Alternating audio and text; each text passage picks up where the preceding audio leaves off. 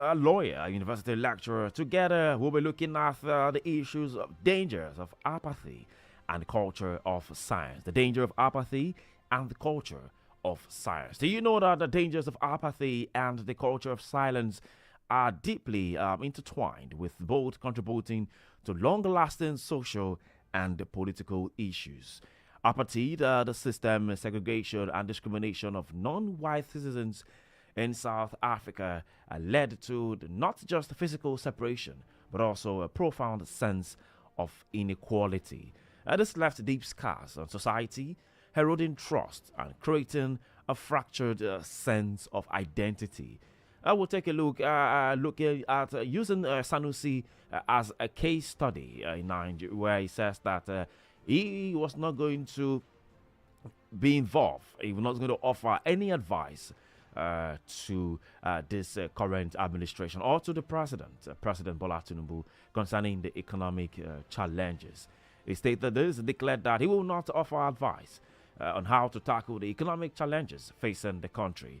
The Emir had stated this during the 21st memorial lecture of Chief Gani Fawemi, which was held in Lagos. He says that he can give a few points here about what we are doing or what we are going through and how it was predictable and avoidable. But he's not going to do that because he has chosen not to speak on the economy or the reforms or to explain anything because if you do, it will help this government. But he doesn't want to help this government. Talking about the food inflation data, the scrapping of a TED fund, also the VAT hike and all of this. But let's look into this further. Joining us is a barrister, Deji Olale, a university lecturer, a public affairs analyst, and a lawyer. Mr. Brother Deji, good morning.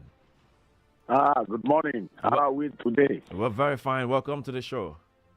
Thank you. It's a pleasure to be on your program. Thank you very much. Let's talk about the danger of apathy. This is really worrisome.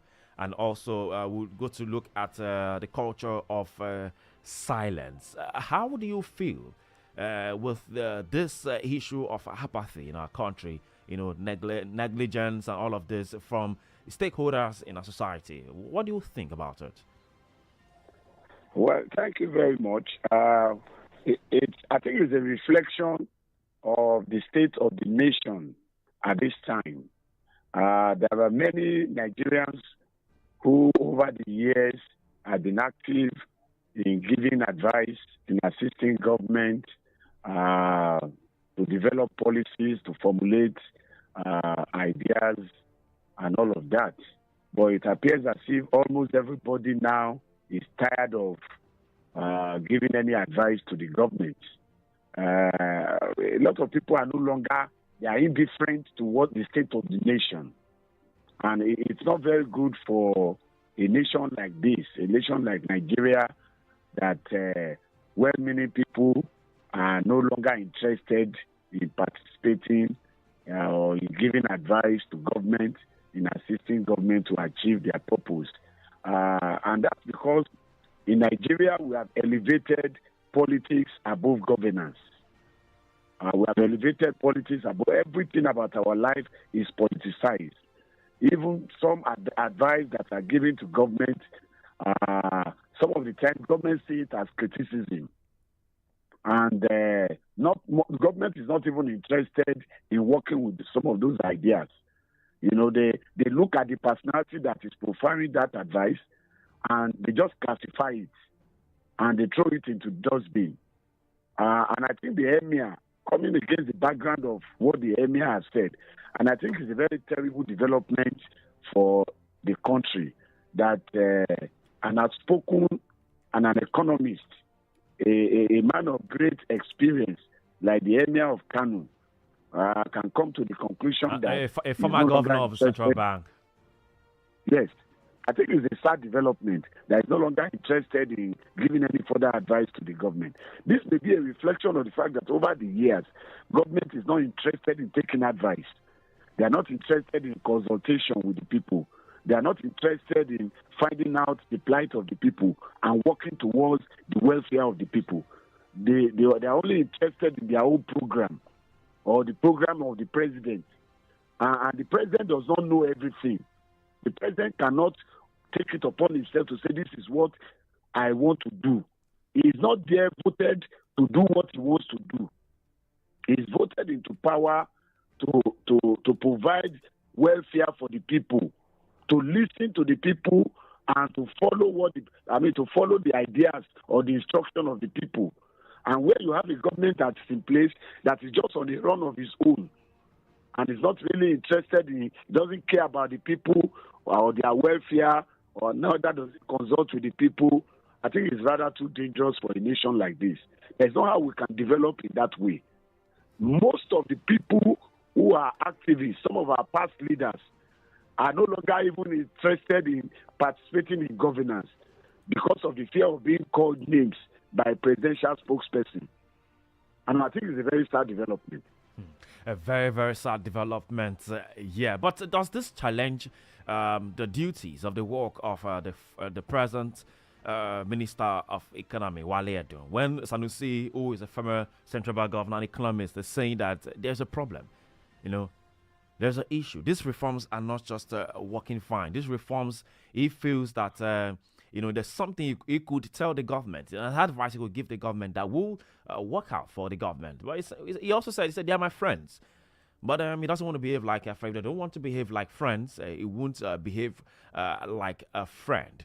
And then that the pedigree of people that we have, are really not worth it is. So are you saying that it's undermining the credibility of the minister, the coordinating minister of economy, Wale Edun? No, I wouldn't think so.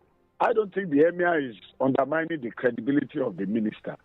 I think what the emir is trying to say is that most of those that we have entrusted our lives, particularly some of the ministers in this government, they are not engaging the people on the reason why they are doing what they are doing. Most of the policies that they have developed, they are formulated by themselves, for themselves, and in their own way. And they go about it in their own way. And I think that's what the minister is talking about. There has to be some responsibility to explaining to the people why you are taking the path that you are taking. You cannot just make policies, take away some benefits from the people, impose taxes on the people, and develop policies without explaining, without carrying the people along. And I think that's the high point of what the emir is trying to say, that those who are entrusted with power should be responsible to explaining their policies to the people. Because on the final note, you are working for the people. You are not working for yourself. You are not elected or put in position just for your own personal opinion or objectives. No. You are there to represent the people and to develop policies that will benefit the people. And talking about the reforms of the government, the emir is very right in my view. Many Nigerians, many economists will tell you that we are not heading in the right direction. That despite all the reform, it's only the government that believes that they are heading somewhere. If you really analyze the economic policy, even some of the monetary policies of the CBN, you'll discover that it's not going to take us anywhere. They are not sustainable policies. They are not sustainable, and most of the projects are not sustainable projects. When you borrow money, you keep borrowing money to put in projects, and a lot of money is put into recurrent expenditure at the expense of capital expenditure. Not much investment in education, no investment in the health sector, no investment in revenue generating sources like electricity, that is energy. You are not investing in aviation. You are not investing in areas, even mining. You are not investing in areas that can expand your revenue base. And your whole idea of revenue generation is to keep taxing the people, That's not a sustainable government. That's not a sustainable economic policy. No government can tax its way to success. No government can tax its people to prosperity. You cannot tax the people to pay back loans, to service loans. It's not possible. You cannot have such economic policy and you think you are moving towards the right direction. You cannot be spending huge chunk of the revenue of a country on projects that are worthless. For instance, like the Lagos-Calabar road that we are going to spend 15 trillion. Yeah. I think we have talked about this some time ago. Yes. You can't spend 15 trillion on one single road and leave all the federal roads in total state of disrepair. These are not sustainable policies. And I think that there is a high time. You cannot be floating the naira at this time. You can't. And the interest rate cannot continue to increase. You cannot continue to raise the interest rate. People cannot afford to get money to do business. Inflation is going higher and higher. More money is being pumped into the economy in the hands of politicians instead of the investment sector. So these are sustainable policies. If you are talking about renewed hope, the hope should actually be seen. The direction of the policies should be such as will be leading us to a place of respite. And Nigerians are not seeing all of that. Anyway, so that explains for why many people are indifferent to this government. Those who don't want to criticize the government, they think that let's just keep watching. See, don't look. And it's not a good thing for the country either. So don't look, definitely not a good thing for the country. I mean, there were proposals from governors, in all of these policies and even formulas of especially the VAT. Talked about 50% based on equality, 30% based on derivation, 20% based on population, back tax reform bills, oppose reduction in corporate income tax, terminal clause, saying no to terminal clause, especially for TED Fund, for NASENI, for NITDA, Insurance of Development levies. I'm talking about TED Fund. I mean, you're a university lecturer. Do you think that reform would yield good results? Well, personally, I have my misgiving about some of these things, because if you look at over the years, there have not been much gains in terms of some of these projects, some of these areas that you are talking about.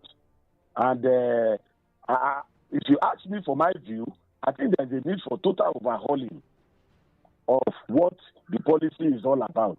For instance, like the tax bill that you are talking about, the companies. Most of our companies are prostrate. Most of the industries working in Nigeria, they are prostrate. They are just marginally surviving. A lot of the major multinationals have moved their investment out of Nigeria already. And many more are still planning to leave the country because the environment, the working environment, does not permit. It's to the Nigerian people. Okay, so and you find that the basic infrastructure, the basic amenities for companies to thrive does not exist. You cannot continue to tax companies that are not making profits. Nigerian companies, most of them are on the marginal level because electricity is not there. Exactly. The high cost of energy is terrible in the country today. We all know this. Okay? We have not been able to provide gas for the people. We have not been able to provide good roads. We have not been able to provide good health. We have not been able to provide anything that will assist for investors to come into the country.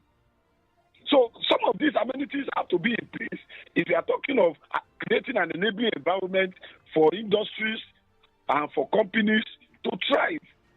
So, and I think with the direction we are going now is not the direction we should be going as a nation. But what I'm particularly unhappy about is the fact that many of those who ought to correct the government are no longer interested in doing so. In fact, what you have now is a lot of praise singers and hypocrites. Why do you think so? Why do you think they are not interested in this? Could it be some political force who are probably bending their nerves, or could it be some unknown issues behind the scene? Well, number one, let me talk about those who are the activists. Over the years, many of those who are activists, they have tried to engage government constructively. And many times, there has always been resistance and the use of force on the side of the government. And some of them end up in jail or police custody.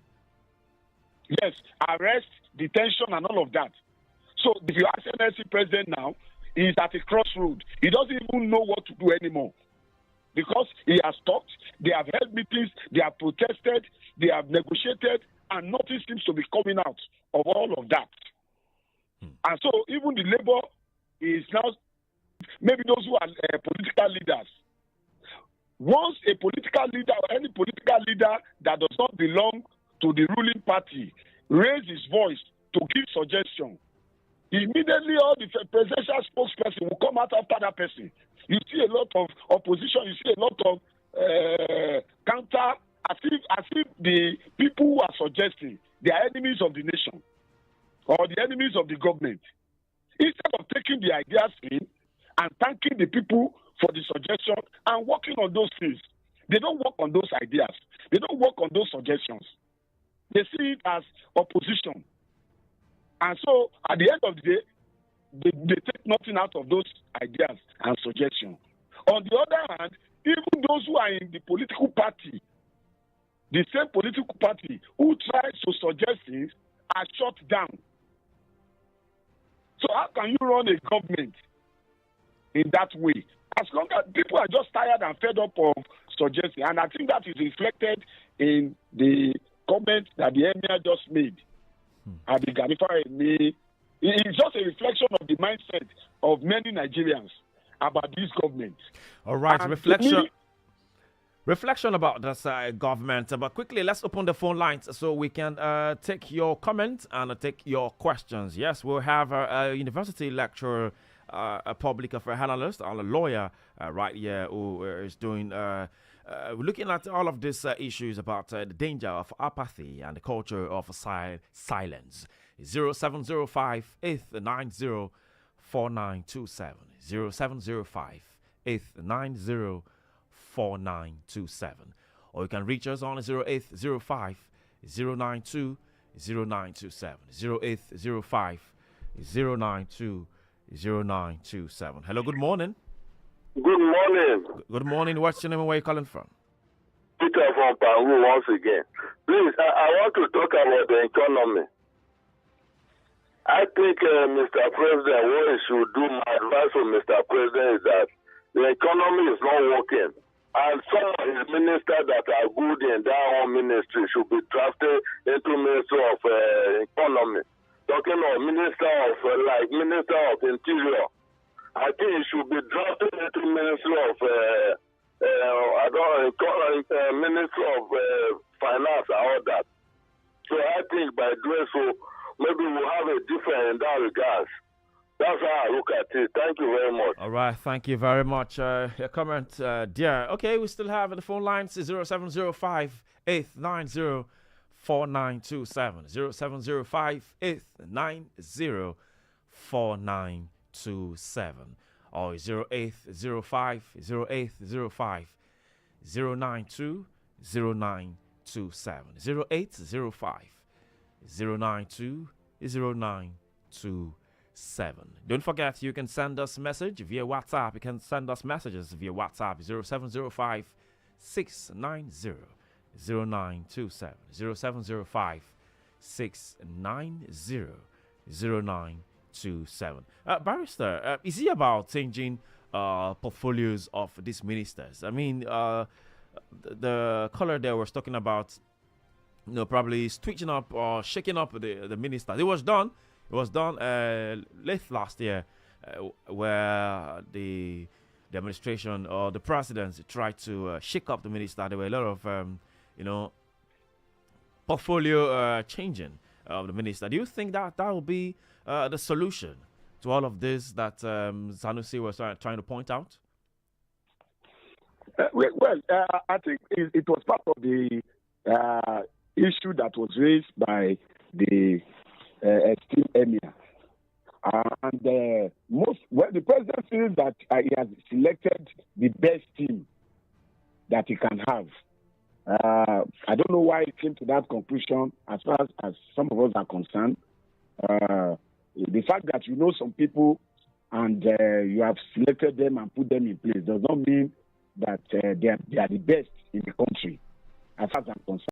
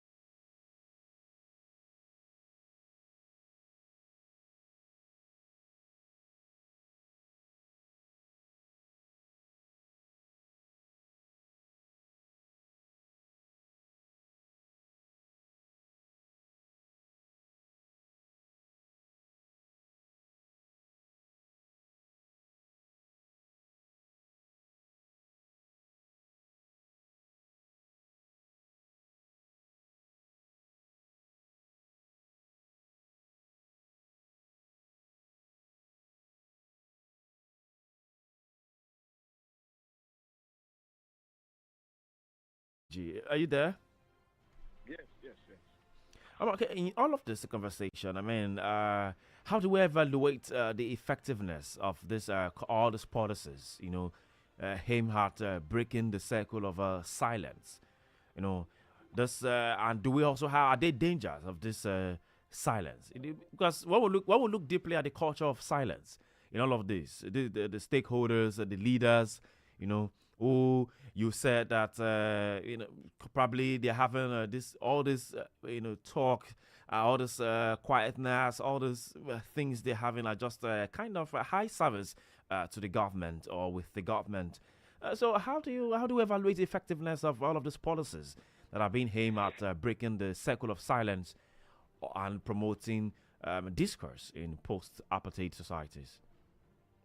Yes, I want to appeal to all our leaders from the various sectors, the religious leaders, the traditional leaders, the political leaders, former presidents of this country to come to our aid. I know that most times that to also assist the government to achieve their objective. Well, some people, the president, they have good intentions, all right. But you see, he seems to have, to my mind, the president seems to have his own opinion about himself, about his performance, about how skillful he is and all of that, how intelligent he is and all of that. But that's not enough to run a nation. It's not enough because Nigerians are not interested in your own ideas. Nigerians are interested in benefiting the nation, policies that will impact their life. Okay? And there is a need for government to engage even the leaders of the country at different sectors in discussions. There's a need for government to listen to the youth. How important is their contribution to the governance or the growth of the country? I didn't get you. How important is their contribution to the governance or the growth of the country? It's very, very, very important at this crucial time. Because if you are building a new nation, you have to carry the people along. If you have in mind to rebuild the whole structure of the nation, you have to go to the foundation of it, you have to go to the root of it, and then let the people work with you. We saw it happen in Ghana when Rawlings was trying to rebuild the political and the economic life of Ghana. Rawlings engaged everybody. Everybody was involved in public service, public construction work. Ghanaians were giving their free services to the government to be able to rebuild their nation. There were lots of projects that were carried out by the government with the Ghanaian people all on the street working. That's the kind of leadership that will help to rebuild a country like this. There has to be constructive engagement of even our former head of state. A lot of time, people, the way we do things in Nigeria, some of those head of state, they believe that if they suggest anything to the present government, what you have is that all the spokesmen will be after them. As if they should not see anything or they are interfering in the government and all of that. And that's why a lot of people are silent. There was a time General Yakubu Gowon used to talk about national issues. But right now, he's silent. General Babangida, he's a old man. It's not only when there is a crisis. I think it's only Chief Obasanjo alone that had always been providing solutions. And you can see the attitude of government to even some of his suggestions and all of that. How about Peter Obi and Atiku? Yes, and Peter Obi to an Atiku. Okay. And Showore. Some of these people have been suggesting ideas, but it appears as if lately many of them are getting tired. All those who have been suggesting ideas, they are all getting tired. And the danger of it is that it will lead this nation to a tyranny and despotism. Once there is no check on government will become reckless. The people in power will become fossilized. And once they are fossilized, they believe that they are doing the right thing. Anybody who tries to tell them they are not will be their enemy. And of course, naturally, the use of state apparatus to silent people will now become a norm. And we don't want Nigeria to get to that point that Nigeria will become a pariah state. Then, of course, we'll now see Nigerian people or the people rebelling against government. Mass resistance and all of that, because their interests have not been taken care of. We don't want to get to all of that. So the present government should do something to engage leadership, to engage the youth at all levels. Let's then come out with maybe a national conference. Let's set national priorities. Let's set national strategies. How do we take our country out of the mess that we are in? How do we fight corruption in high places? How do you hold leaders accountable for stealing the collective patrimony of the nation for themselves? So all of these issues have to be dealt with. The issue of the economy of the country, indebtedness of the country, huge indebtedness you can see the debt profile of Nigeria in the last 2 years. It's astronomical. It's astronomical. You can imagine the amount of money we have spent to service our debt in the last 9 months. It's a humongous amount of money. So we can't continue in this way and pretend as if everything is going on well. Things are happening and the economy is improving. I was listening to the Nigerian Bureau of Statistics some days back, and they were talking about rebasing the GDP. And for God's sake, what they were profiling to me is a total manipulation of statistics. You want to rebase the GDP of the country based on figures that you have for 2014, 2016, 2017. What happens to figures of 2018, 2019, 2020, 2021, 22, 23? Why can't you use those as a basis for rebasing the GDP so that you can have a true reflection of the performance of the economy? So these are some of the problems that Nigeria is facing, and it's not good for the nation. It's not good for this country. If the country is going to be developed, we have to be honest to ourselves. We should not just try to decorate government and pretend as if government is doing well when they are not. We should at least assist the government to move in the right direction that will benefit the nation. To me, that is what reality is all about. Reality is not just supporting government. No, it's not about government. Reality is about the nation. All right, there's a difference between commitment to a nation and commitment to a government. Let me put it to you so far. Commitment to a government is political. Let me put it to you so far. What will you say about the administration so far? Say about what? I didn't get it. So far. What will you say about this current administration? Well, like I said, what to my mind, there is a need for them to reflect and overhaul their policies. As far as I'm concerned, are they on the right direction? Are they on the right track? We don't seem to be on the right path. Nigeria doesn't seem to be on the right path, because it's not the right path when you want to fund, when you need loan to fund your budget. It's not the right path. Obviously not. When all your infrastructures and the amenities, basic amenities of life, government is not investing in it. It's not a right path. It's not a right path when all you think about to generate income is to keep taxing your people. It's not a right path. It's not a sustainable path. So, and when you are not investing in your youth, in the education of your people, there are no scholarships for students to excel. There are no grants for research and investment. It's not a good path. All your extractive industries, they are not organized. And these are areas that should generate income if they are properly managed. All right? The extractive industry, the mining industries, even the cadastral mapping of the entire country has not been utilized. All right? To know exactly where the minerals are, and for government to ensure that the right revenue comes to the state from those who are in charge of those minerals. It's not a right path. But the federal government has come out to say that they are not interested in Sanusi's point because it doesn't validate Tinubu's reform. And that's the point. That's the kind of reaction I'm complaining about. In fact, why I'm saying what I'm saying is what the government spokesman has said in the last 2 days about what Sanusi said.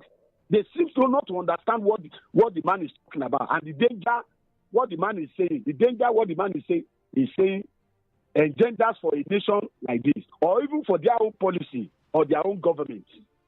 If a leader like Sanusi says, I'm not going to prefer any solution again, let them go the way they are going. That's a danger for the government. But why does it seem to be like the government are quick to jump at a statement or things coming from stakeholders rather than putting heads together to make a point, to make a change? See, the spokesmen of the president are even bringing the president in a bad light. If I were the president, I would sack all of them because they are not presenting the president well. I mean, when you say wrong, but when you say wrong against, for example, you are a president, somewhere, and then I'm your spokesperson, and then someone's saying something wrong or bad against you. I have the right, I'm your spokesperson. I have the right to challenge the statement or the audacity or the comment of that individual. Is that not how? That what's plain? Yeah. What Sanusi said is not wrong against the government. It's not against the government. What he has said is not against the government. If they listen well and they sit down to analyze what he has said. All right, we have a call on the line. We have a call on the line. It's something they should engage him in discussion. Okay, let's pick this call. Good morning. Hello. Yeah, good morning. Good morning. What's your name and where are you calling from? Yeah, my name is Prince. I'm calling from Ikeja. All right, Prince from Ikeja. Please make your comment. Yes. What our guest is talking about is actually right because, number one, your president does not think about any other person apart from him and his friends. Because if you think about Nigeria, he will listen to Nigeria. When you say his friends, who are you talking about? Who are you pointing at? If you give job to someone and the person is not doing right, what are you supposed to do? You relieve him of his job and put somebody that is competent.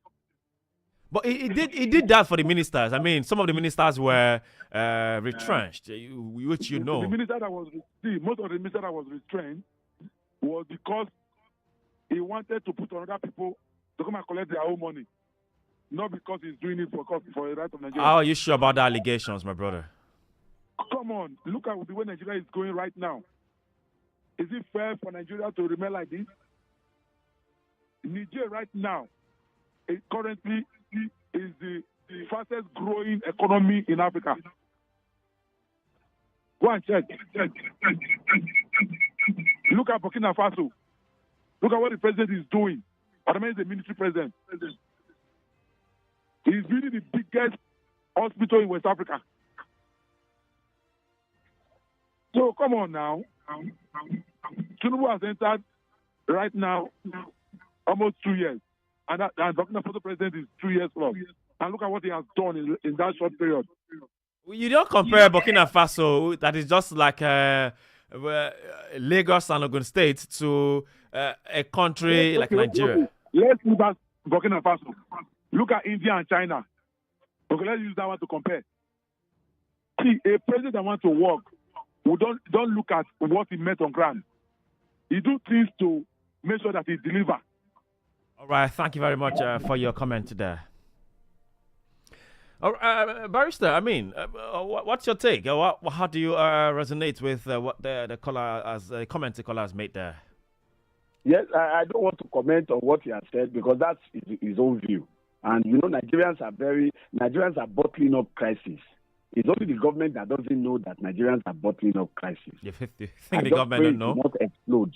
People have been intolerant of government for so long, and government is a continuous thing. Some of the time when I hear presidential spokesperson and convince the president that the situation of the country was bad before they came in and all of that, and that they didn't know that the country was in that state of mess before. But as far as I'm concerned, it's not an excuse for non-performance. It's not an excuse for continuing the same path. Just because things are bad, that's how they have been doing it over the years. So we are not different. That idea that we are not different, this is how we met it, and this is how it has been, and you continue in that same path. To me, it's not an excuse by government spokesperson. Okay? All right, it's not an excuse by government spokesperson and all of that. Well, it's not an excuse. All right, thank you very much for that. Let's quickly open the phone lines or your messages 0705 890 4927. The phone line to colors right here and make your comment or contribution to the program. 0705 890 4927 or 0805 092 0927. 0805 092 0927 or 0705 890 4927. Send us message via WhatsApp on the 0706 0705, I beg your pardon, 0705 690 0927. Hello, good morning. Hello, good morning. All right, I place the colors back. 0705 890 4927. 0705 890 4927. I mean, okay, well, we have a caller here. Good morning. Hello? Good morning. Yeah, Peter calling back. All right, Peter, 1 minute, please. 1 minute, please, quickly. Yes, I would like to emphasize the need for the government, federal government now. Though the government that is not quite different from the previous administration, but it's not good in a situation whereby you hear more from the presidency than you can hear from the president. That's one of the challenges we saw in the last administration. If we are able to right his voice, or people working for him. All right, thank you very much for your comment. Hello, good morning. Okay, please call us back or send messages. Send your message via WhatsApp. 0705 690 0927. 0705 690 0927. Or call us 0705 890 4927. 0705 890 4927. Okay, because of our time, quickly, Barrister, I mean, the Minister of Information has expressed disappointment to the Emir Sanusi that Sanusi once was a supporter of the removal of petrol subsidy, but now that the issue of loyalty, is shifting its course. Do you agree with that? Well, I don't know why they want everybody to be loyal to the government, and that's another terrible thing. When people are in government, they expect blind loyalty to the government. It's not the appropriate thing for government to expect blind loyalty. All right, patriotism is about loyalty to the nation. It's not about loyalty to the particular government in power. No. Nigerians need to understand that we should be concerned about our nation and the path our nation is going. And there's a need, even though the government is supposed to provide all the basic benefits to Nigerians, Nigerians also are supposed to ensure that those who hold power, those who hold government, are responsive and responsible, and that they are accountable, and that they are doing the right thing. Until we begin to insist on our leaders doing the right thing, we will not be heading anywhere. Now, it's unfortunate that the Minister of Information is attacking the Emir Sanusi over the comments that he made and all of that, because the man is only telling them that there is a need for them to consult. There is a need for them to account. There is a need for them to speak more with the Nigerian people. All right. And that as far as he is concerned, some of the suggestions he has given over the years, they have not worked with it. So why would we continue to give advice to people who don't want to hear?